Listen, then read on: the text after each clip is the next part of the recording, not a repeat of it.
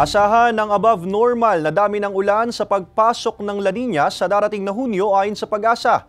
Samantala ang Batangas CDRRMO tiniyak ang kahandaan sa pagpasok ng tag-ulan. Alamin yan sa report ni Paul Hernandez.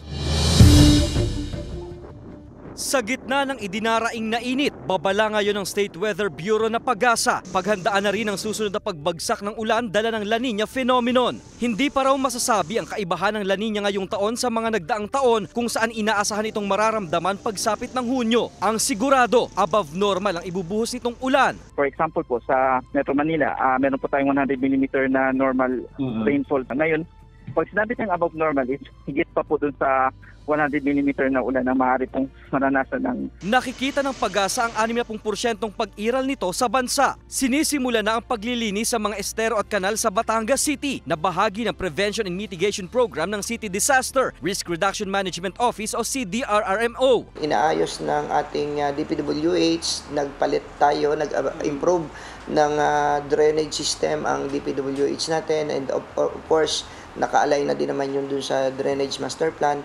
Sa Barangay Santa Rita Carsada kung saan nakatira si Aling Virginia, ilang beses nang nakaranas ng pagbaha. Bilang proteksyon, pinataasan nila ang pader sa labas ng bahay para hindi dumiretso pababa sa bahay nila ang baha. Perwisyo naman mga cabinet namin yung mga nasira. Ay hindi na. Kung wagasan na itinabsik na lang mga nadala sa sakyan. Hindi bababa sa 20 barangay sa lungsod ang nasa listahan ng flood-prone area. Bukod pa ang poblasyon na nagiging catch basin sa lungsod. Diyan din lumalabas yung mga tubig na nanggagaling naman dito sa upstream barangay natin, yung Hilltop, pababa ng Calicanto, pababa ng Santa Clara. So yan yung mga areas na yan. Hinihiling ng mga otoridad ang partisipasyon ng mga residente at komunidad sa pagpapanatili ng kalinisan sa kanya-kanyang lugar. Kasama si Buhay Adante Jr., Paul Hernandez, Balitang Southern Tagalog.